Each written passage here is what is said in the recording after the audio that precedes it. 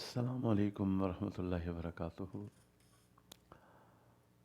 हमारे वो भाई और बहन जो यूट्यूब पे इस चैनल को वॉच करेंगे, आपके लिए बहुत सारी दुआएं। अल्लाह आपको जज़ाए खैर अता फरमाए।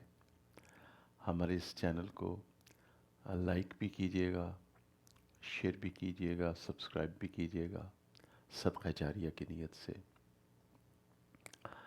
Our those brothers and sisters who will watch on YouTube channel, a lot of dua for you. May Allah grant you khair in dunya and akhirah. And we humbly request you to like, subscribe and share our channel with the intention of Sadqa Jariyah for ongoing reward, inshallah. May Allah reward each and every one of you. So this we will be bilingual, inshallah, Urdu and English. أعوذ بالله من الشيطان الرجيم بسم الله الرحمن الرحيم الذين ينفقون في السراء والضراء والكاظمين الغيظ والعافين عن الناس والله يحب المحسنين صدق الله ومولانا العظيم. اللهم صل على سيدنا محمد وعلى آل سيدنا محمد وبارك وسلم. اللهم صل على سيدنا محمد وعلى آل سيدنا محمد وبارك وسلم. اللهم صل على سيدنا محمد وعلى آل سيدنا محمد وبارك وسلم. آج کا ٹاپک بڑا اہم ٹاپک ہے، بے سکونی، باطنی تفرقہ. اللہ تعالیٰ کلام پاک کی اس آیت میں، یہ غالباً سورۃ آل عمران کی آیت نمبر 134 ہے، ارشاد فرماتے ہیں کہ جو لوگ کھلے اور چھپے مفہوم آیات کا اللہ کی راہ میں خرچ کرتے ہیں اور اپنے غصے کو پی جاتے ہیں اور لوگوں کو معاف کر دیتے ہیں، تو اللہ تعالیٰ ایسے نیک لوگوں سے محبت فرماتے ہیں. تو ہمارے انڈو پاک سب کانٹیننٹ کلچر میں ایک چیز ہے کہ غصہ آنا نہیں چاہیے. یہ بات ٹھیک نہیں ہے. کلام پاک میں یہ بات نہیں ارشاد فرمائی گئی. اللہ رب العزت کلام پاک میں یہ ارشاد فرما رہے ہیں کہ وہ اہل ایمان غصے کو پی جاتے ہیں. تو کبھی غصے کو نہیں بھی پی سکتا انسان. تو غصے کا آنا یہ ایک جینون ہیومن ایموشن ہے. تو اب انشاءاللہ کچھ مثالیں بھی آپ کو دی جائیں گی انشاءاللہ. اللہ سبحانہ و ta'ala in this ayah, I believe verse number 134 of Surah Al-Imran, is saying those who spend openly and in hiding in the path of Allah, and they drink their anger, they repress their anger, they control their anger, and they forgive other human beings. And Allah loves those who do good deeds. So in the culture I come from, Indo-Pak subcontinent culture, normally it's an understanding that people should not become angry. That's not what it is. That's not what Quran is saying. Anger is a genuine human emotion, so people do become angry, but we need to, what Quran is saying, they drink their anger, they control their anger, they repress their anger. So that's what it is. اب ہم سبحان اللہ باطنی تفرقہ، جب انسان ہر وقت ٹوٹتا پھوٹتا رہتا ہے، سکون نہیں ہے اس کی زندگی میں، تو سب سے پہلے تو ہم اس کی ڈیفینیشن کی طرف آتے ہیں، جو ڈیفینیشن کی ہے ماڈرن جو ریسرچ ہے اینگر کے بارے میں. وہ یہ ہے کہ dealing with anger and frustration, کہ اس غصے کے ساتھ، اس باطنی تفرقے کے ساتھ، اس بے سکونی کے ساتھ ڈیل کس طرح کیا جائے. Most of us have said or done something out of anger that we later regretted. Anger is a normal human emotion. ہم نے اکثر بعض ایسی باتیں کی یا کہیں اور بعد میں ہمیں افسوس ہوا. غصے کی ابتدا حماقت ہے اور انتہا ندامت ہے. تو غصہ ایک جینون ہیومن ایموشن ہے. یہ ماڈرن ریسرچ یہ کہہ رہی ہے. Acting out anger inappropriately or bottling it up is not attending to it. غصے کا بے جا اظہار کر دینا اور اس کو اپنے اندر بلڈ اپ کرتے رہنا، اپنے اندر ہی ایک لاوا بڑھ رہا ہے اور ابل رہا ہے، اور اس کو ایڈریس نہ کرنا. Acting out anger in destructive ways gives us the illusion of resolution by not having to deal with such a difficult emotion. اچھا، جب ہم غصے کو ایڈریس نہیں کریں گے، اپنی اس بیماری کو ریئلائز نہیں کریں گے کہ ہمیں بات بات پہ غصہ آ جاتا ہے، تو اس کا پھر اظہار بڑے تباہ کن جذبات کے ساتھ ہوتا ہے، اور ہمیں ایک ایلوژن ہے. ایلوژن کہتے ہیں seeing of something that does not exist. ایک انسان ایک ایسی حقیقت بنا لیتا ہے جو حقیقت میں ہوتی نہیں ہے. اس کو ایلوژن کہتے ہیں انگلش میں. اچھا، تو illusion of resolution but not having to deal with such a difficult emotion. تو ہمیں اس بڑے مشکل، اس بڑے پاورفل ہیومن ایموشن، انسانی جذبات کے ساتھ ڈیل کرنے کا یہ طریقہ نہیں ہے کہ بات بات پہ غصے میں پھٹ جائے انسان. باطنی اس کا باطن خراب ہو جاتا ہے، اس کو طرح طرح کی بیماریاں ہو جاتی ہیں. اچھا، سبحان اللہ. However, if we make a habit of acting out, we allow our anger to control us and our lives. تاہم اگر ہم اس کو اپنی عادت بنا لیں گے کہ بات بات پہ پھٹتے رہیں گے اور غصے میں آتے رہیں گے، تو پھر غصہ ہماری زندگیوں کو کنٹرول کرے گا. ہمارے باطن میں سکون نہیں ہوگا، ہمارے گھر میں سکون نہیں ہوگا، میاں بیوی، والدین، اولاد کے تعلقات متاثر ہوں گے. اچھا، تو یہ ہے ماڈرن ریسرچ. اب ہم آتے ہیں اپنے پیسفل ریجن کی طرف، اپنے پیارے دین کی طرف. تو سب سے پہلے موسیٰ علیہ السلام کی مثال ہے کہ غصہ تو موسیٰ علیہ السلام کو بھی آیا تھا، لیکن کس مسئلے پہ آیا تھا؟ غالباً یہ واقعہ سورہ طٰہٰ میں ہے، غالباً،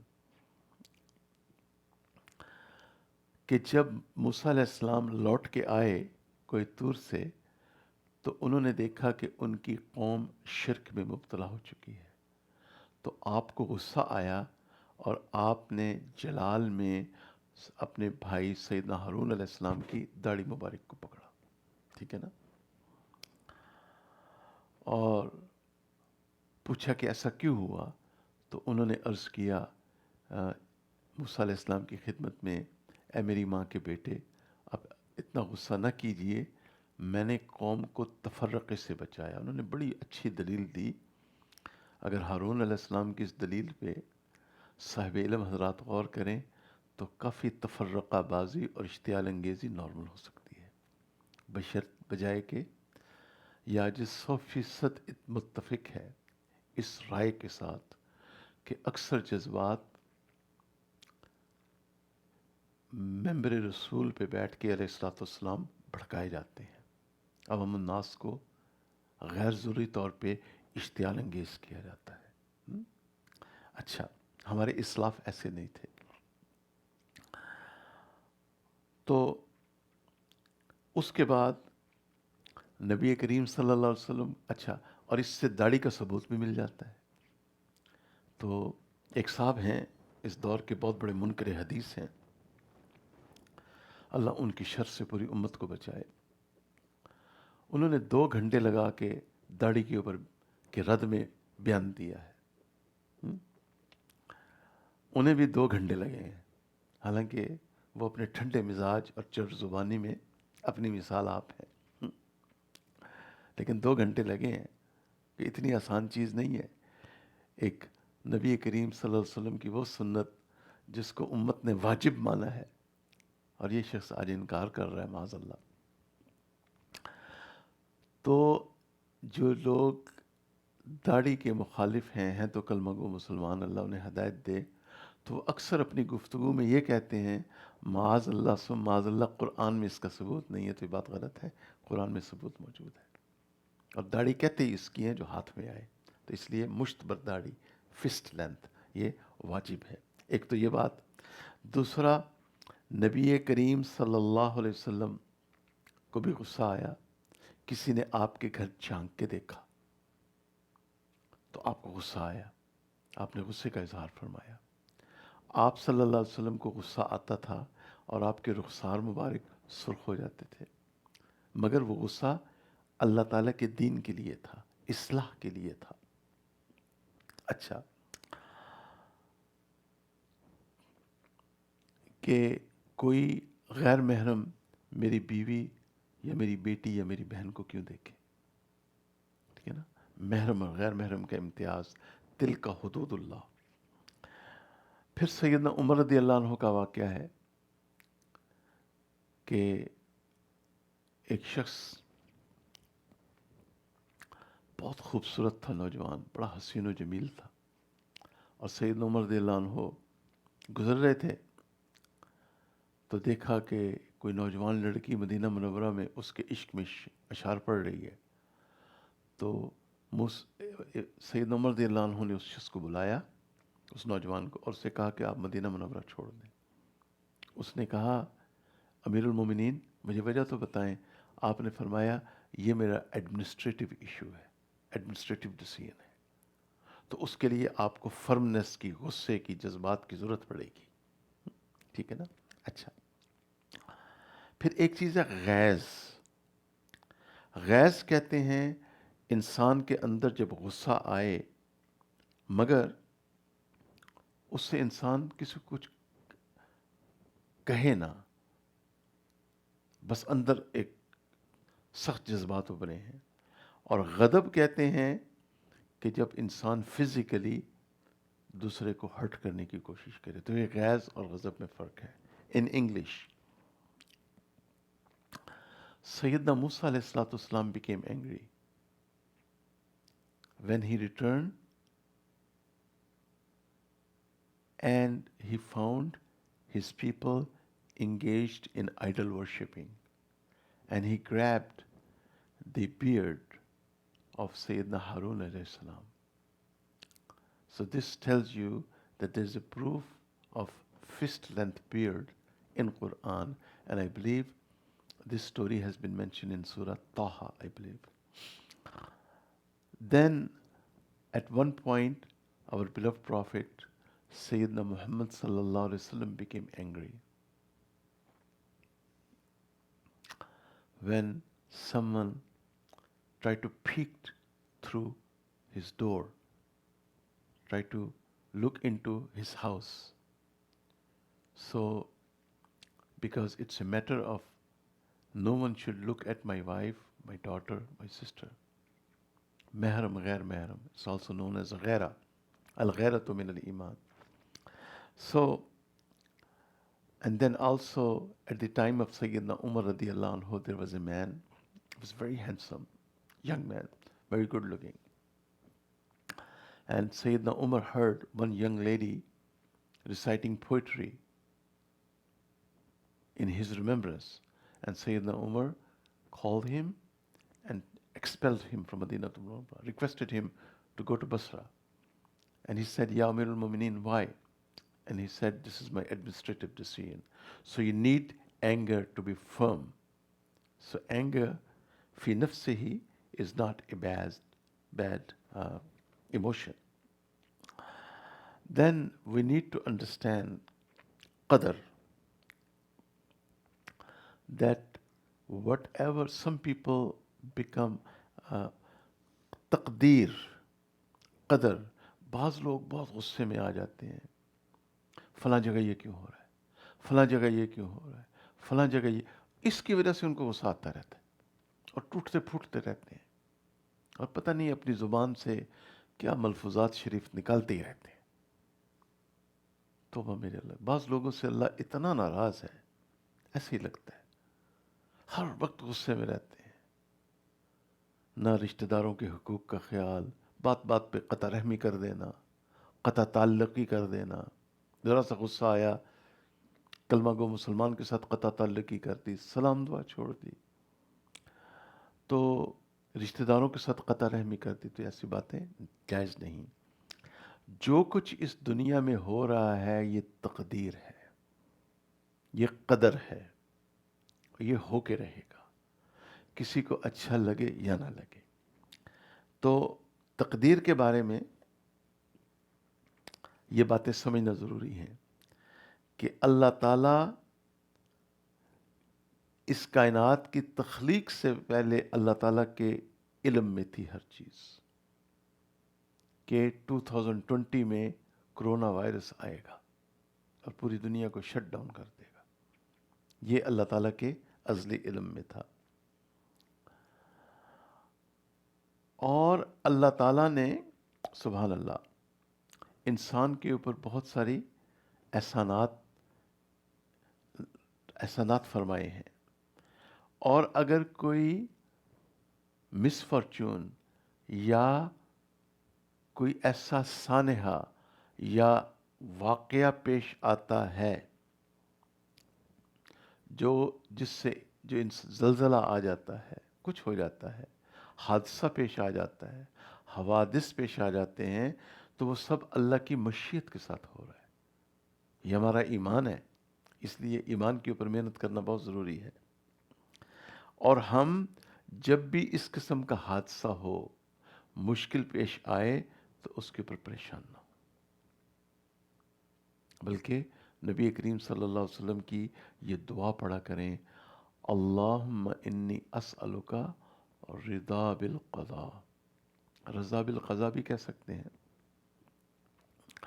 تو یہ دعا اللہم انی اسألک رضا بالقضاء یہ کثرت سے پڑھا کریں، تو اس سے بڑا سکون مل جائے گا. جب بھی مصیبت آئے یہ دعا کثرت سے پڑھا کریں، انا للہ و انا الیہ راجعون. اور نبی کریم صلی اللہ علیہ وسلم کی یہ دعا بھی پڑھا کریں، اللہم اجرنی فی مصیبتی واخلف لی خیرا منہا. اے اللہ اس مصیبت پہ مجھے اجر عطا فرما اور اس سے مجھے بہتر نعمت عطا فرما. فوراً رجوع اللہ کر لیں. ابھی وہ آپ نے ماڈرن ریسرچ آپ نے غور کیا نا، وہ کیا کہہ رہے ہیں، آپ اس کے ساتھ ڈیل کریں، ایکٹ آؤٹ کریں، اس اینگر کو ایڈریس کریں، اس کو نظر انداز نہ کریں. اور اس حدیث کی سمجھ میں تو یہی آتا ہے کہ اینگر کو ایڈریس کرنے کا بہترین طریقہ یہ ہے کہ انسان صبر کی سنتوں کو زندہ کرے. اور ہمارے علماء کو، ہمارے مشائخ کو اللہ بہترین جزائے خیر عطا فرمائے، انہوں نے تو اس مسئلے کو حل ہی کر دیا کہ ایک تو قرآن خود کہہ رہا ہے کہ جب تم پہ مصیبت آئے تو تم کیا پڑھو، انا للہ و انا للہ و انا الیہ راجعون. تو یہ تخفیف الحزن ہے. حزن کس کو کہنے؟ اندر جو غم انسان کو کاٹتا ہے، دیمک کی طرح چاٹتا ہے، تو اس سے انسان کو سکون مل جاتا ہے. اچھا، اب in English what is qadar? Everything. Some people become very angry as to what is happening in this world and why it is happening. What is happening in this world and why it is happening. Why there's a famine over there, why there's a civil war over there, why this and why that. And they always become very, very upset and angry. So my humble request is cut down on news little tiny bit and give that time to the zikr of Allah, recitation of Quran, make wudu, make some nawafil, and do not listen to provocative speakers as well. That's my humble request. Subhanallah. So what is qadr? Allah has the knowledge of everything before its creation. Allah's favors are by Allah's will alone, and no misfortune happens except by the will of Allah. Therefore, we should not despair over any misfortune or boast over any favors. Right? Acha. Now we come to Suratul Al-An'am. Al-An'am. Suratul Al-An'am. Verse number 59. اس پر توجہ فرمائیں. ساری بات سمجھ میں آ جائے گی. اعوذ باللہ من الشیطان الرجیم. بسم اللہ الرحمن الرحیم. وَعِندَهُ مَفَاتِحُ الْغَيْبِ لَا يَعْلَمُهَا إِلَّا هُ. اور اللہ کے پاس چابیاں ہیں غیب کی اور ان کو کوئی نہیں جانتا اللہ کے سوا. ٹھیک ہے نا. جو صحیح مسلک اہل سنت والجماعت ہے اس کی تعلیمات یہ ہیں کہ غیب کا علم صرف اللہ کے پاس ہے. انبیاء کو غیب کی خبریں دی گئی ہیں. ذالک من انباء الغیب نوحیہ الیک. ٹھیک ہے نا. تو یہ باتیں سمجھنے کے ذریعے عقیدے سے تعلق ہے. وَيَعْلَمُ مَا فِي الْبَرِّ وَالْبَحْرِ. اور مفہوم بیان کیا ہو رہا ہے ان آیات کا, ایگزیکٹ ترجمہ نہیں. اور اللہ جانتا ہے جو کچھ جنگل میں ہے اور جو کچھ باہر میں ہے, دریا اور سمندر میں ہے. وَمَا تَسْقُطُ مِن وَرَقَةٍ إِلَّا يَعْلَمُهَا. اور نہیں جھڑتا پتا درخت سے مگر اللہ اس کو جانتا ہے, اس کا علم دیکھیں. وَلَا حَبَّةٍ فِي ظُلُمَاتِ الْأَرْضِ وَلَا رَطْبٍ وَلَا يَابِسٍ إِلَّا فِي كِتَابٍ مُبِينٍ. اور نہ کوئی دانہ زمین کے اندھیروں میں اور نہ کوئی ہری چیز اور نہ کوئی سوکھی چیز مگر وہ سب کتاب مبین میں. اچھا, اب کلام پاک کی اس آیت کے مطابق سبحان اللہ, انسان کتنے سانس لے گا, کتنے قدم اٹھائے گا, کہاں فوت ہوگا, کہاں اس کی تدفین ہوگی, کتنا اس کو رزق ملے گا, کہاں پہ بارش ہوگی اور کتنی ہوگی,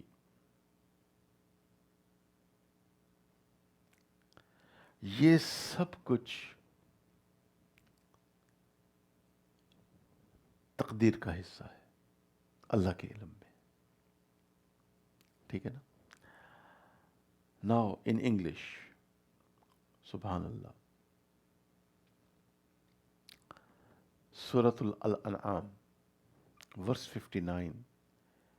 And with Allah are the keys of unseen. So this is the correct aqidah of us Muslims, Ahl Sunnah wal Jama'ah. Allah subhanahu wa ta'ala has the knowledge of ghaib unseen, no one else. Prophets are given amba'ul ghaib, the news of unseen. That's the difference. None knows them but Allah. And Allah knows whatever there is in the earth and in the sea. Not a leaf falls, but Allah knows it. There is not a grain in the darkness of the earth, nor anything fresh or dry, but it is written in a clear record. Subhanallah wa bihamdihi, Subhanallah hil azim. And Allahumma salli ala Sayyidina Muhammad. How many steps a person will take? How many breaths a person will take? Where a person will die, where he will be buried? How much risk, sustenance this person is going to get? When will it rain and how much will it rain? It's all qadar, it's taqdeer. So we must accept the taqdeer of Allah subhanahu wa ta'ala and don't get upset over things we can't control. اب آپ کو ایک واقعہ سنانا ہے انشاءاللہ اور اس واقعے سے پہلے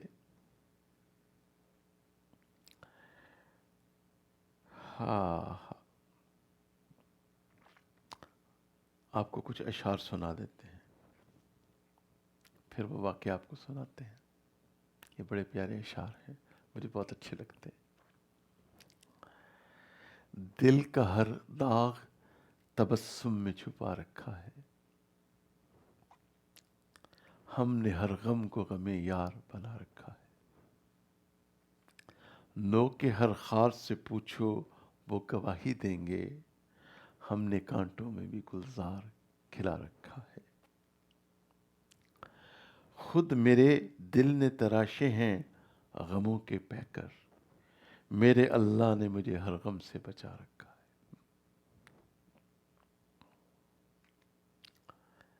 ہم نے کانٹوں میں بھی گلزار کھلا رکھا ہے, ہم نے وڈ برج ورجینیا میں بھی اللہ کا گھر بنا رکھا ہے. سکون اور عافیت کے ساتھ بیٹھے. لیٹ فرائیڈے نائٹ ہے, ویڈیو بیان ریکارڈ ہو رہا ہے اور اللہ کے ساتھ اللہ کی ہر رضا پہ راضی. یا اللہ یا اللہ یا رب, اس کا کریڈٹ میرے شیخ میرے اساتذہ کو جاتا ہے, بالخصوص میرے شیخ, اللہ ان کو جزائے خیر عطا فرمائے, جن کی جوتیوں میں بیٹھ کے یہ باتیں سمجھ میں آئیں.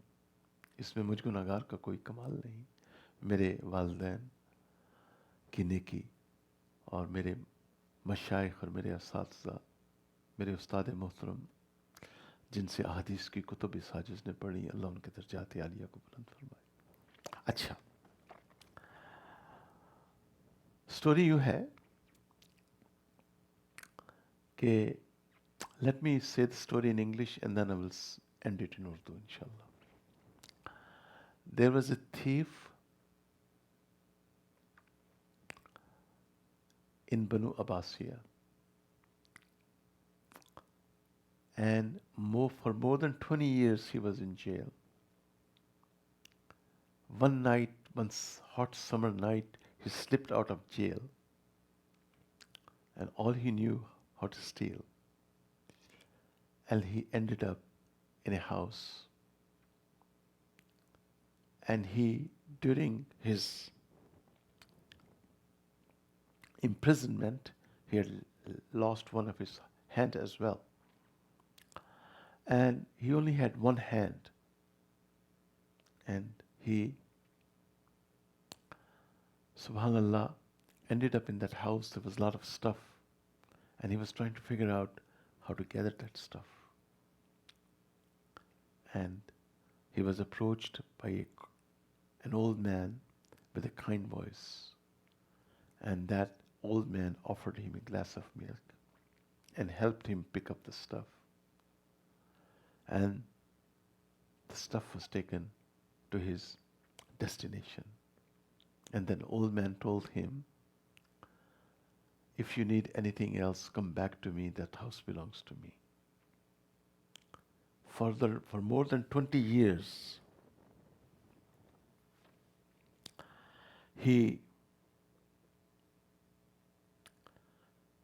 Banu Abbasiya's jail could not change this man, but the man had been changed. The next day he went to that place. He saw Shaykh is giving dars, and people are sitting, and he asked someone, who is this man? And he was told his name is Junaid al-Baghdadi, rahmatullah alayh. And that thief made tawbah, and he became one of the biggest scholar of Asma al-Rijal, known as Sheikh Ahmad, rahmatullah alayh. کہانی کچھ یوں ہے کہ بنو عباسیہ کا ایک چور تھا جس کو صرف چوری آتی تھی. 20 سال سے زیادہ عرصہ اس نے گزارا بنو عباسیہ کی جیل میں، اور ایک دن وہاں سے وہ نکل گیا. گرمیوں کی رات تھی. ایک گھر میں آیا، اس کا ایک ہاتھ کٹ چکا تھا، اور وہ یہ سوچ رہا تھا کہ اتنا سارا سامان کیسے اٹھاؤں.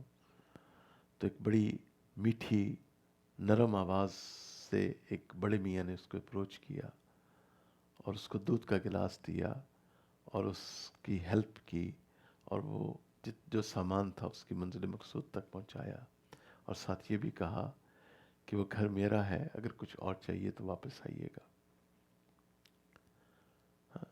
نگاہ ولی میں وہ تاثیر دیکھی، بدلتی ہزاروں کی تقدیر دیکھی.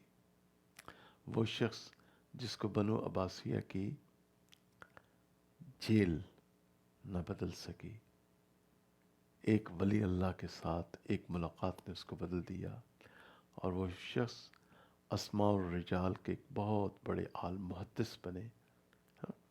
سبحان اللہ. اور ان کا نام تھا شیخ احمد رحمۃ اللہ علیہ. اللہ تعالیٰ سے یہ دعا ہے، یہ میری فیوریٹ دعا ہے، اب یہی دعا میری زندگی کا نچوڑ ہے.